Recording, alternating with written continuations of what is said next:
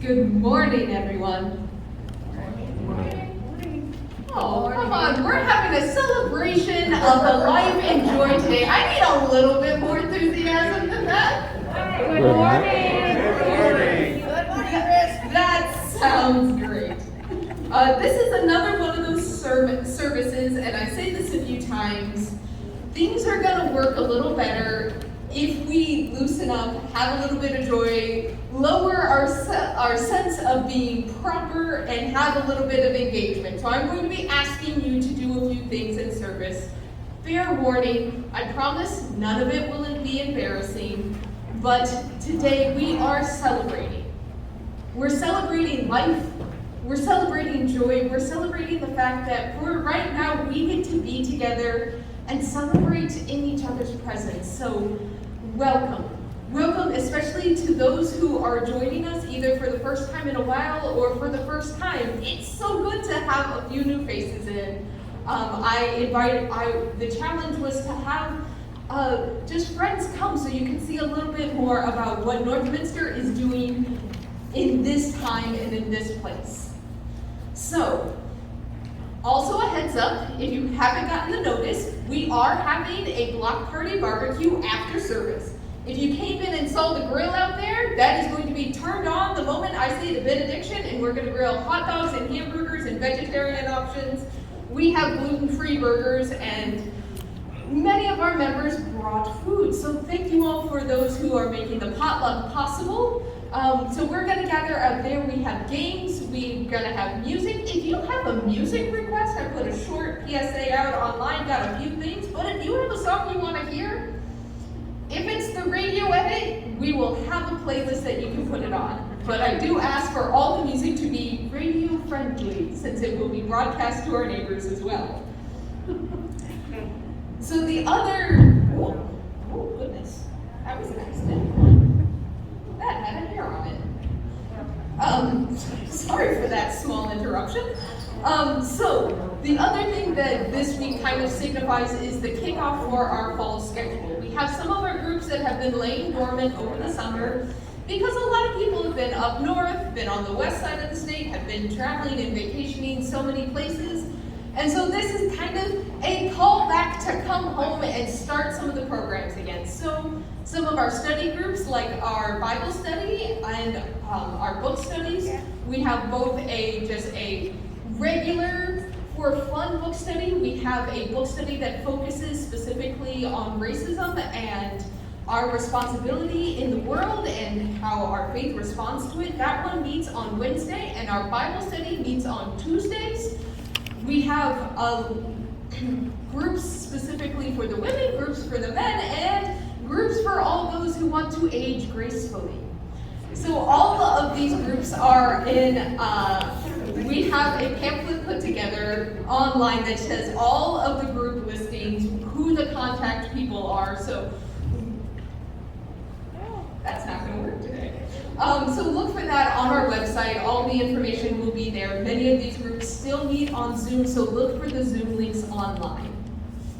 Next week is also the kickoff for our next sermon series. Because the church is changing rapidly, our self-understanding of what it means to be the church has been dramatically altered in the past year. The next sermon series is called Beyond These Walls. We're going to have some honest conversations about the who, what, when, where, why, and how of church. What's changed, what's staying the same, and so taking an honest look, an evaluation of who we are and why we are here. So expect that for the fall going forward, and that's going to take us straight through till Advent. But our last announcement for today deals with this Friday. This Friday, we have a special field trip for all those who are available in the morning and afternoon. We are going to the Detroit Historical Society Museum because they have an exhibition on Japanese Americans in Detroit. It's called Exile to Motown. So this is in response to one of the books we read in the spring about the history of Asian Americans and the racism that they had faced through the centuries.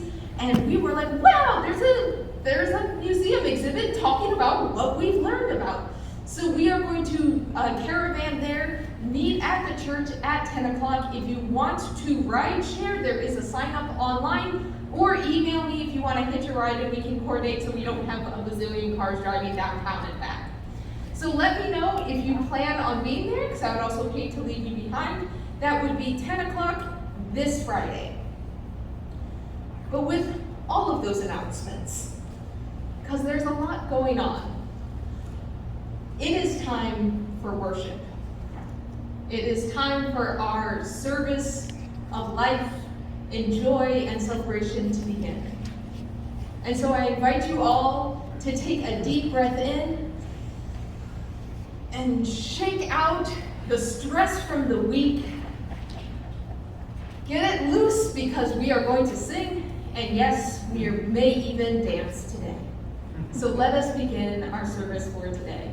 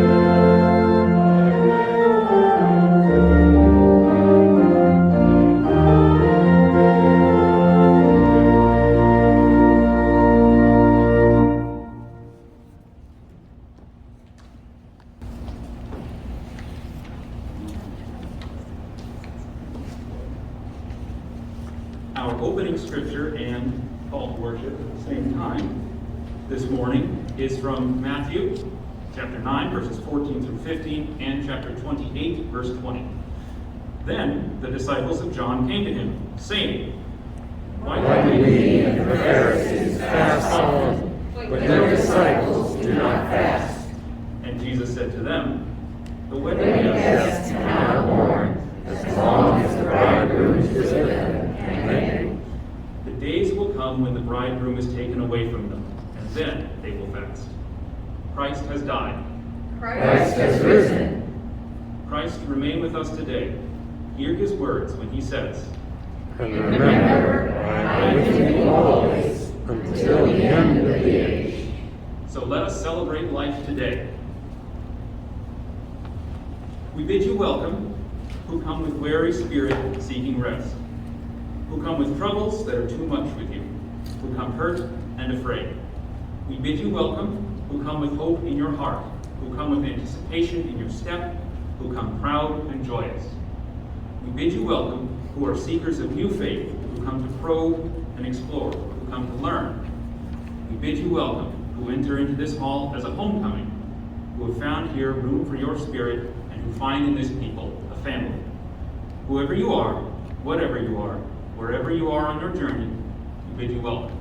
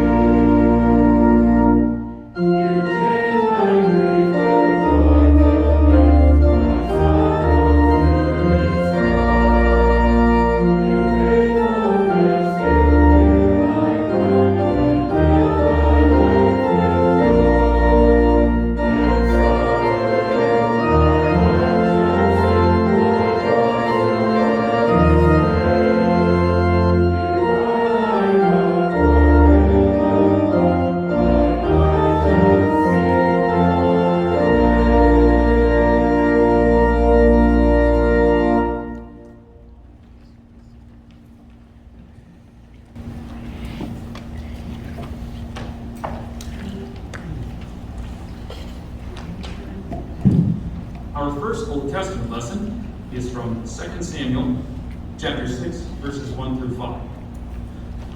Once again, David assembled the select warriors of Israel, 30,000 strong. David and all the troops who were with him set out for Hallam, which is Kiriath-Jearim of Judah, to bring God's chest up from there.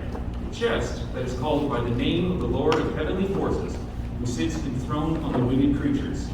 They loaded God's chest on a new cart and carried it from Abinadab's house, which is on the hill. Uzzah and Achio, Abinadab's sons, were driving the new cart. Uzzah was beside God's chest, while Achio was walking in front of it. Meanwhile, David and the entire house of Israel celebrated in the Lord's presence with all their strength, with songs, zithers, harps, tambourines, rattles, and cymbals.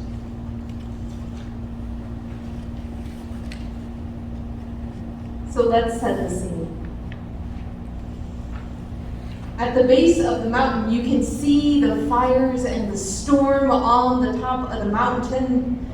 We know the story of when Moses came down and saw the golden calf, right? Broke the tablets. And afterwards, they melted the golden calf down and made a chest. Moses went back up the mountain, got new tablets, brought them down, and they put the tablets in the chest, in the golden chest, along with some of the manna and some of the quail that they had been fed with God. And that the people of Israel continued to carry with them for the next 40 years in the wilderness. They came to a point, Moses eventually went up the mountain, where he laid to rest for the final time and joined God. And then Joshua, with his armies, carried it into the land of Canaan, the promised land, the land filled with milk and honey. And that's where my Bible stories ended as a kid. And I was left wondering, what happened to the Ark of the Covenant? Like before Indiana Jones discovered it. What happened between now and then? And the truth is, it got carried around a lot. You hear at the end of this passage, so this is setting the scene for what is about to come, the celebration that's about to happen. We hear that this chest was the footstool of the Lord. While the Hebrew people never created an image, a big statue of God, they knew where God was. Because God was said to basically either stand or sit on the Ark of the Covenant. If that tells you how big they thought God was, the Ark of the Covenant, and it's huge, supposedly. That is his footstool. And so wherever the Ark of the Covenant is where they thought their God, Yahweh, traveled also.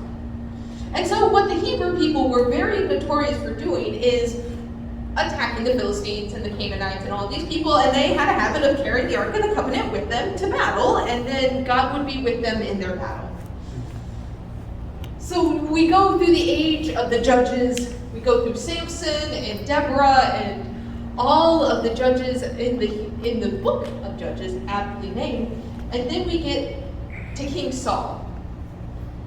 King Saul was anointed, but was told he wasn't going to be, his lineage wouldn't continue. And so King David was risen up as the king of Israel. And we all know King David. He's the one that killed Goliath, right? So that on that battlefield, the Ark of the Covenant would be, but it didn't go home with them to Jerusalem. It stayed in the fields, going from house to house. It stayed out. But the word came to David that it's time to bring God to the central point, basically to the capital city. And so David sets out with his armies to go get this chest, the footstool of God, and have a homecoming celebration.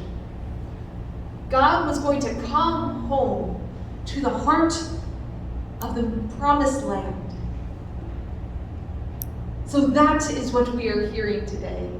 A story of what it means for God to be in the people, to be in the house, to be taken out of the faraway farmlands that it was kind of just resting in some dude's house, to being with the people.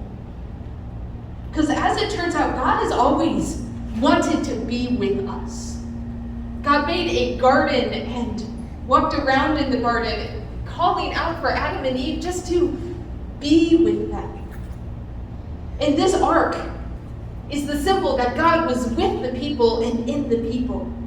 So a homecoming celebration is saying that God is not far off and distant, but here with us today. So let us celebrate.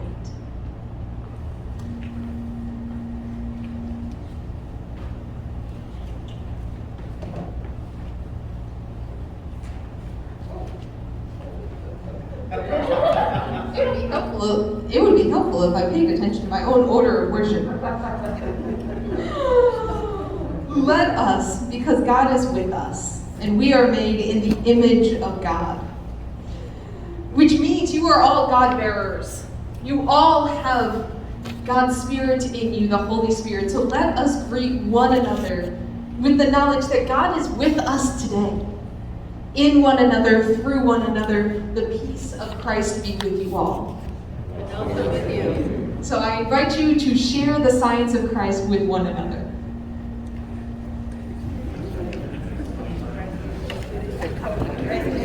Be with you. With you. With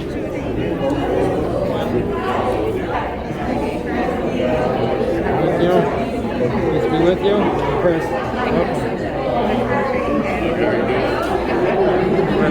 Names up at college, right? That's where he grows up and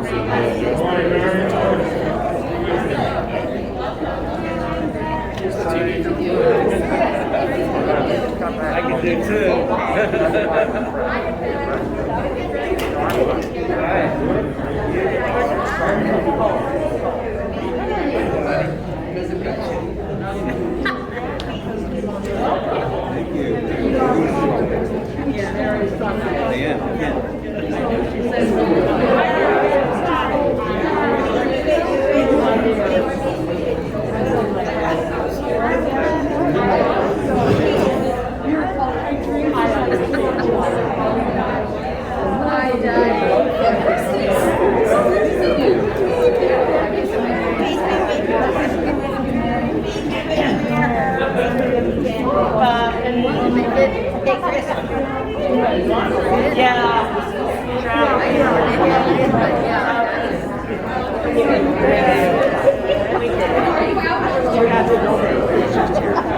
Gary,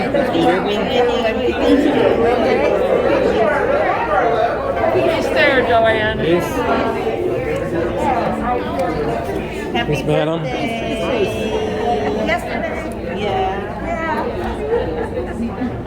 You look different. You lost your head. Yeah, I know. I lose my head a lot.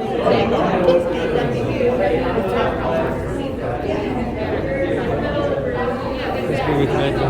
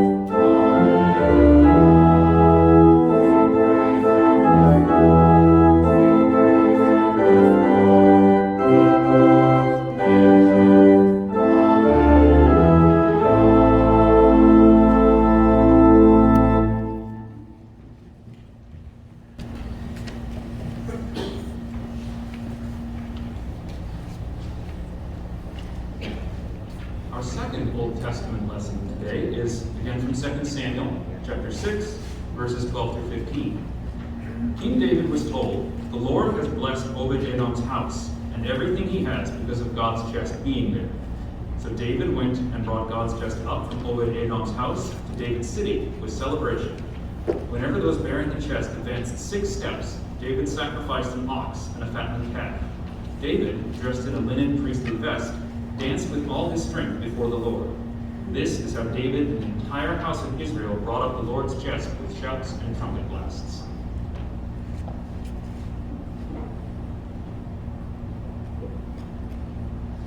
So if you can imagine, every 6 feet, another ox.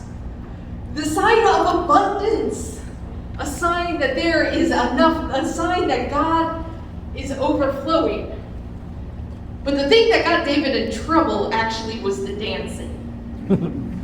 He was in a priestly robe, which scholars can debate whether David should have been wearing the priestly robe. But the thing that got him in trouble was the dancing. He was so excited. He was dancing. I mean, there was music, it was a party, and he was just supposed to stand there? His wife was hanging out the window and looked at him and saw her husband dancing down the street, and basically when he got home, she said, "You fool! Kings don't act like that. What were you doing? They're not going to take you serious, David." And David's response is, "Well, if that is undignified, then I am going to be even more undignified before the Lord, saying, who cares if I look cool? Who cares if I'm not decently and in order? Who cares what they think? There is joy in this moment. Don't you see? We have God here. God's with us. Did you not see all the ox? Did you not see all the sacrifice? Did you hear the music? God's with us, and that's enough. about. And the thing is, I was a young girl in the 90s, and I remember the coolest thing you could be is disinterested. You could be interested in something, but the moment you were too enthusiastic about it, you were a nerd. And so there's like this weird balance between like liking something, but you don't want to like something a little bit too much, because like that's what people who play board games and watch Star Wars. And I was the kid who played Star Wars and played board games, and I just was never calm enough to be cool. Far more like David. And I wonder how much more we need a little bit of David in us to dance, because dignity can be overrated. So we're about to have some really amazing music. And this is where the interaction comes in. Is because I know I can be a little bit bubbly sometimes. I cannot give that bubbliness to you all. I can hope that it's contagious. But what I can do is ask you all to have a David heart in this moment. If you want to dance in this next song, get up and dance. If you're a person who just likes the music to watch over you, let it wash over you and be in the moment. If you're like me and fidget, like go ahead and stand up and fidget in the back. I want you to be undignified. Even more. Feel the joy, feel the love of God overflowing, because God is marching into this space. God is here. Let us celebrate in our priestly robes, because we are a priesthood of all believers, even if they're not linen. We can pretend. So let us be undignified before the Lord.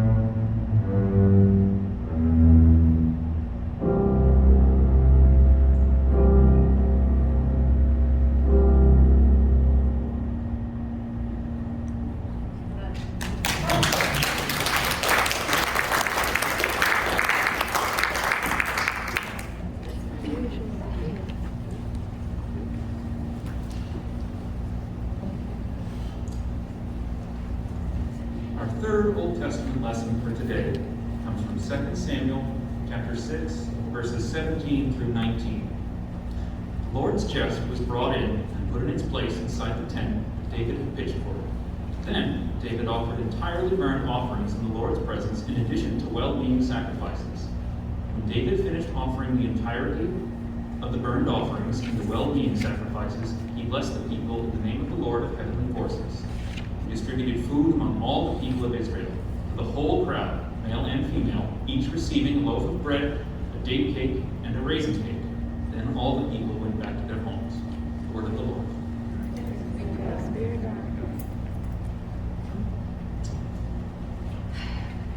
If you have ever wondered if a potluck is biblical, here's your answer.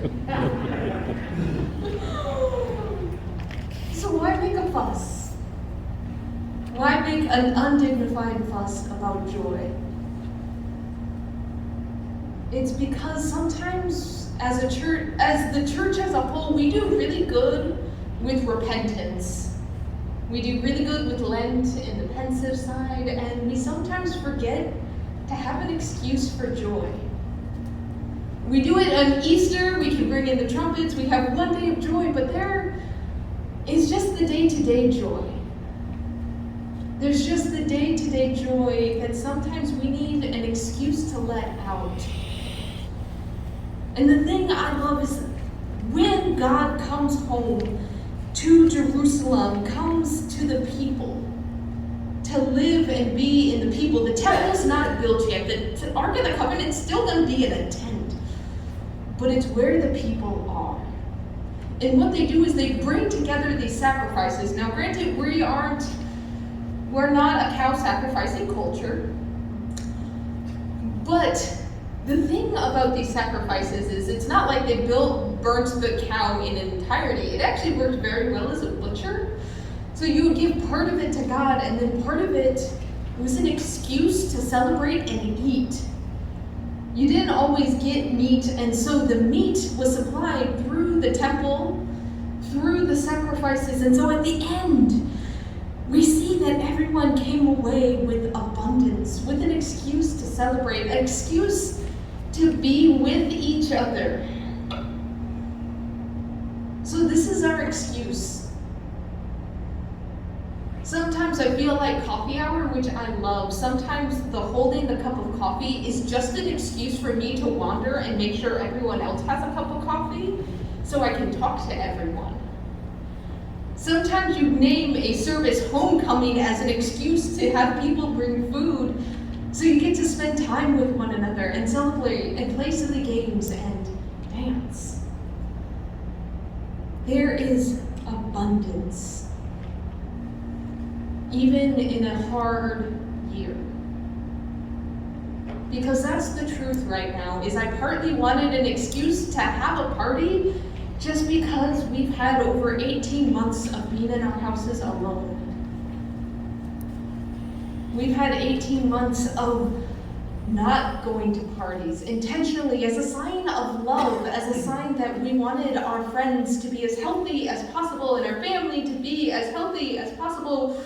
We've all taken a lot of measures to try to make sure everyone is safe and healthy.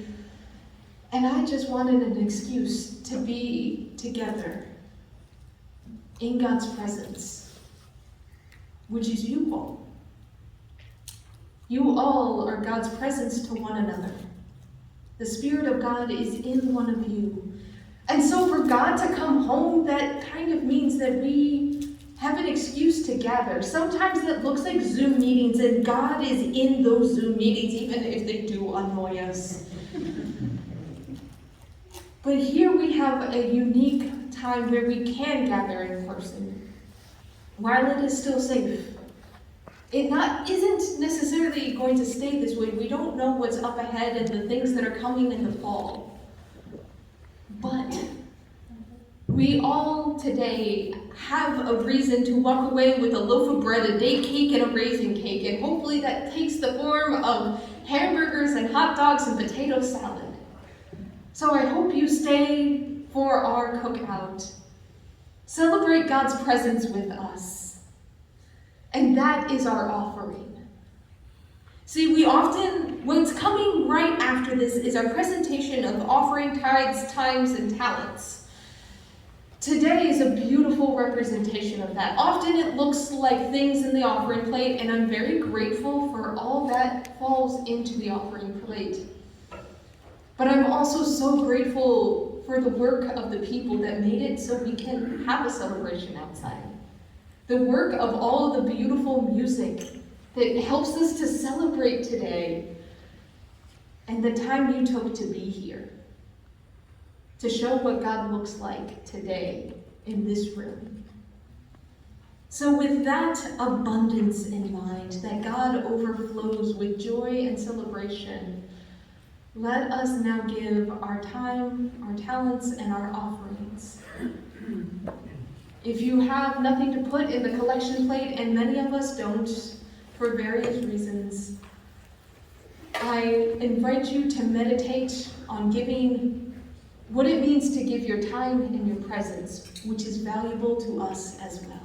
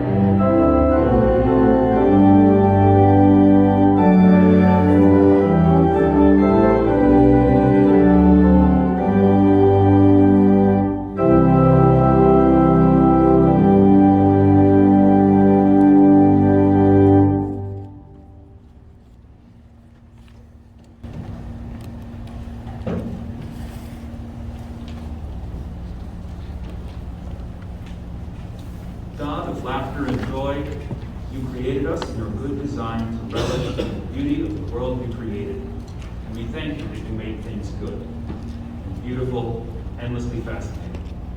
We have only begun to understand the intricacies of your design, but we thank you for the beauty of the world. You've also created us in a garden where you could be in relationship with us.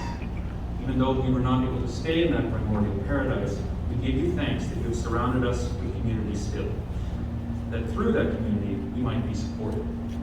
And that we might still know you and be in relationship with you through knowing each other. Creator God, life is not always easy. In fact, it's been particularly difficult recently. So especially now, we give you thanks for the ways you bring light into the darkness of the world. The ways you ease the pain of sorrow, lift us out of numbness with laughter, and ensure that we are supported when we feel weak. God of art and music and dancing, be with those this week whose song has turned to the blues, whose feet do not dance but flee, who cannot see the art through the broken remains of their life. Bring the discordant notes into harmonies. Help them turn the shattered glass into stained glass windows, and return the rhythm of the dance of life to their feet.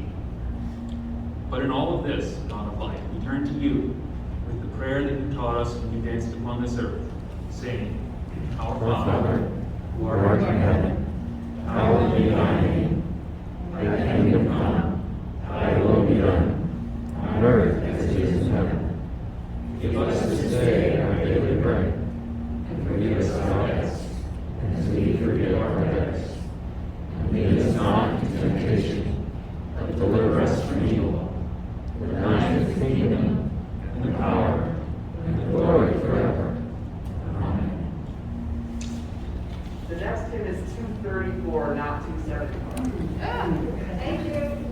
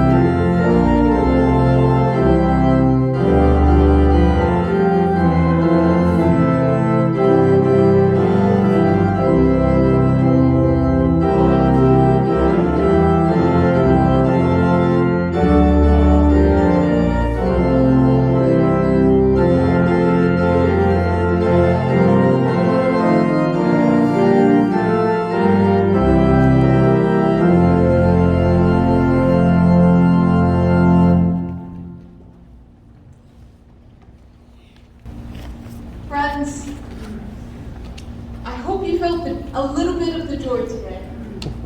The joy that I'm welcoming you into is not a joy, just a joy because of. We have plenty to be joyful of, but the joy of God sometimes is a joy despite.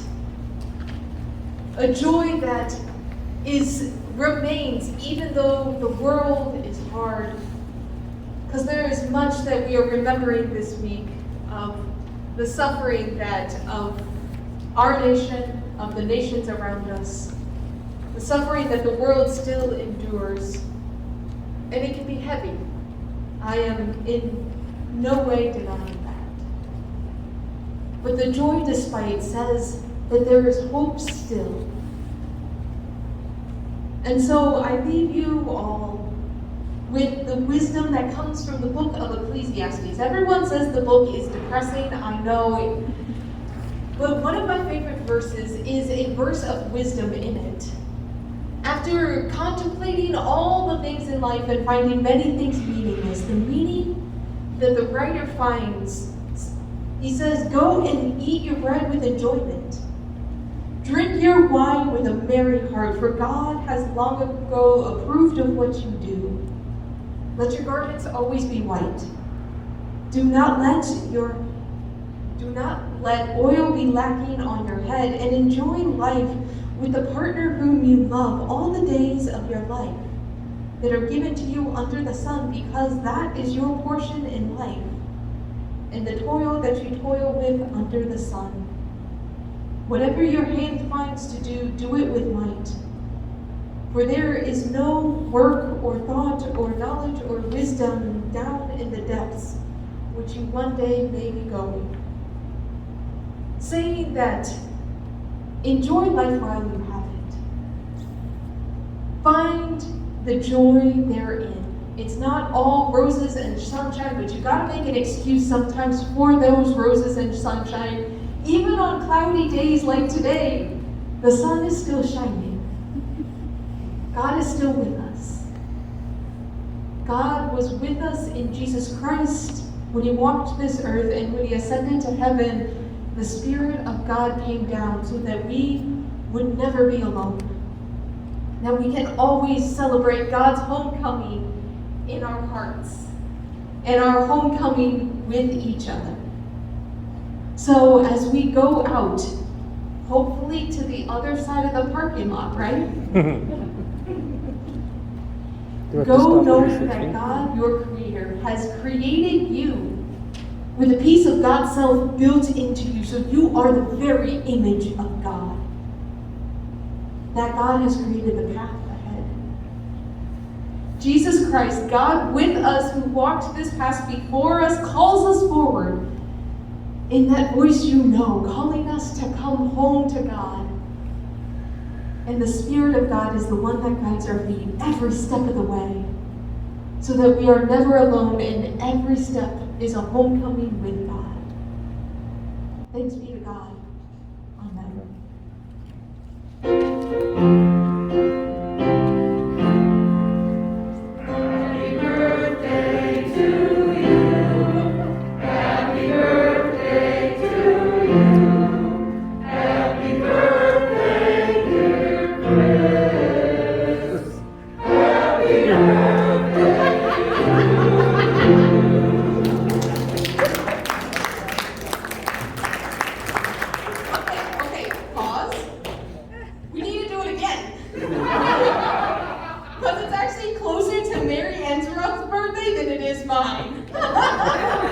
Happy birthday, Mary.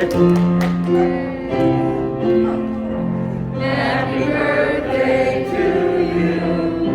Happy birthday to you. Happy birthday, dear Mary. Happy birthday to you.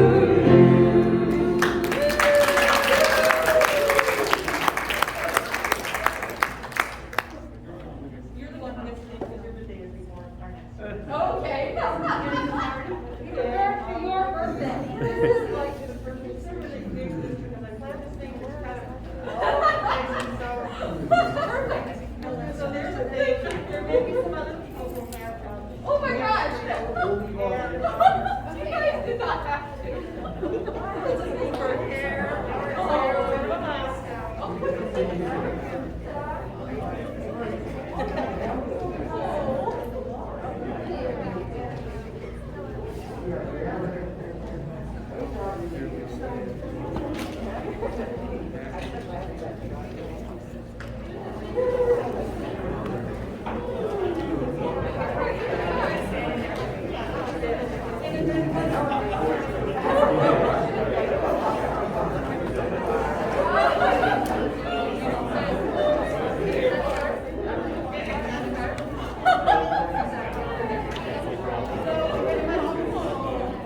Everybody signed the card here.